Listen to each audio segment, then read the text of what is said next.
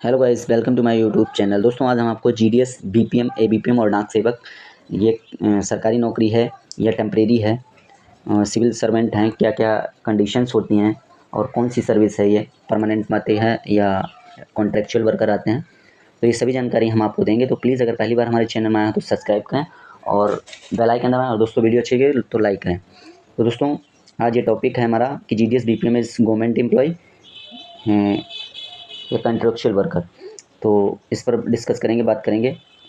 तो बताते हैं आपको कि जैसे सभी जीडीएस बीपीएम के मन में आता है कि सरकारी नौकरी है जीडीएस बीपीएम की या अर्ध सरकारी है या संविदा है, क्या है, टर्म एंड कंडीशंस क्या होती हैं और किसके तहत ये आते हैं। तो दोस्तों, जीडीएस बीपीएम सभी के मन में अगर ये डाउट है कि सरकारी नौकरी नहीं है तो ये समझ लीजिए, जीडीएस बीपीएम एबीपीएम डाक सेवक ये एक सरकारी नौकरी है। और जैसे ही 3 साल सर्विस के हो जाते हैं कंप्लीट, तो ये परमानेंट जॉब हो जाता है, स्थायी नौकरी हो जाती है, और नियमित, स्थायी और नियमित हो जाते हैं, ये परमानेंट हो जाते हैं। तो दोस्तों, जीडीएस बीपीएम सरकारी नौकरी है क्योंकि ये भारतीय डाक के तहत आती है। अब डाक विभाग सभी लोग जानते हैं भारत सरकार का है, एक विभाग है भारत सरकार का, और इसके तहत ही जीडीएस बीपीएम जॉब करते हैं। तो जीडीएस बीपीएम परमानेंट जॉब है और गवर्नमेंट सरकारी जॉब है, but not central government employ.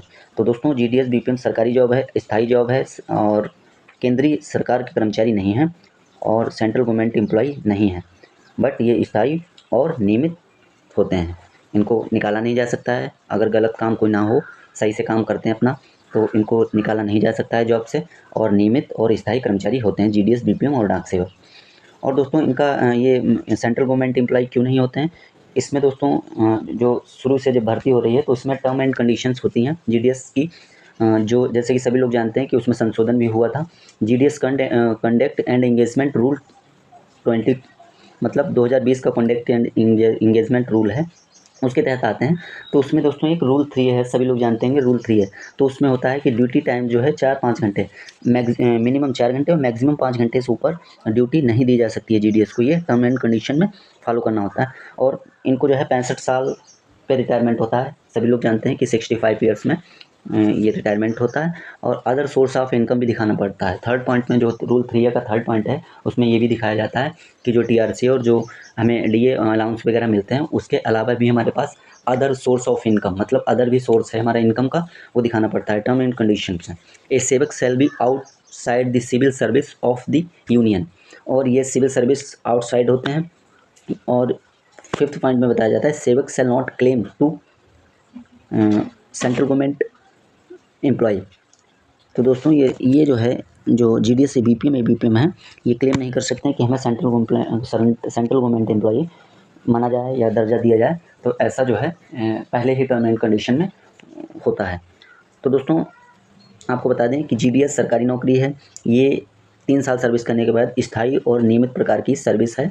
But GDS conduct and engagement rule 2020 के तहत जीडीएस जो हैं आते हैं, तो उसमें दोस्तों परमानेंट जॉब का मतलब ये होता है, जैसे सेंट्रल गवर्नमेंट एम्प्लॉय हैं, उनका 8 आवर्स ड्यूटी होती है और उनकी जो ग्रेजुएटी सर्विलेंस अमाउंट है वो सब अलग होता है। और जीडीएस का जो है, इनका अलग से ग्रेजुएटी सर्विलेंस अमाउंट और जो सर्विस होती है उनका अलग होता है, सेवा शर्तें, और सेंट्रल गवर्नमेंट एम्प्लॉय की अलग से होती हैं। तो दोस्तों, सभी के मन डाउट क्लियर हो गया होगा कि जीडीएस स्थायी नौकरी है, नियमित नौकरी है, परमानेंट जॉब है, but not a central government employ, केंद्रीय कर्मचारी नहीं है जीडीएस।